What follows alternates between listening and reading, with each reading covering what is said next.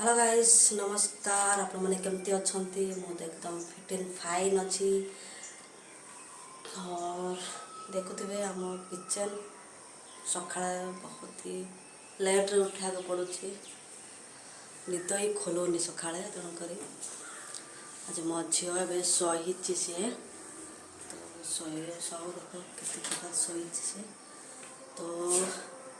ये मुझे घर काम किसी करनी क्षीर नहीं कि आसबि क्षीर गरम करी तापर जाए सब कम मोर आरंभ हो तो आमको जावाक पड़ो रोड को क्षीर नापा देखो सूरज मामा केमती जागिले तो ये देखो ये मोर बाहर का थोड़ा व्यू